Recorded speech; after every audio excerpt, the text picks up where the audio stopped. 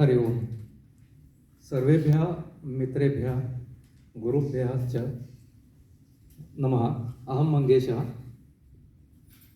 मित्रैः सह मया रूपवर्गे पठितं संस्कृतम् अस्मिन् शिबिरे।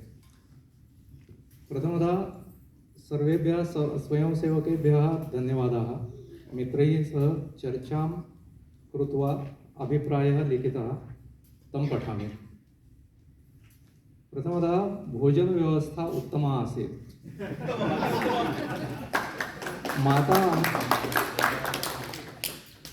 माता अमृतमयी केन्द्रस्य सेवकैः अतीव विनयेन सेव्यते। अस्माकम् अध्यापकेन गोविन्दराजेन बहु सम्यक् पाठितं संस्कृतव्याकरणं।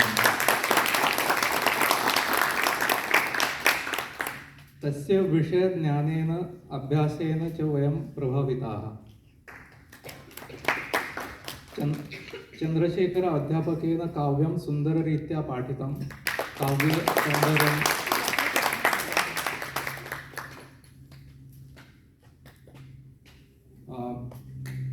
तत्पश्चात् तथैव गोविन्दाचार्यस्य अष्टपैलुत्वं, तस्य योगकौशल्यं, क्रीडाकौशल्यम् इत्यादीनि कौशल्यानि अनुभवन्तः सर्वे सन्तुष्टाः भवन्ति।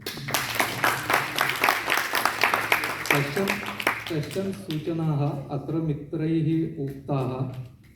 प्रथमं, समयसारिणी पालनम् अति आवश्यकं सर्वैः छात्रैः।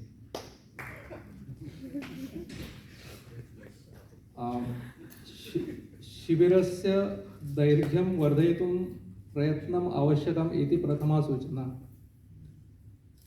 तथैव कथाभिः क्रीडाभिः अपि पाठनं शक्यं वा इति चिन्तयामः।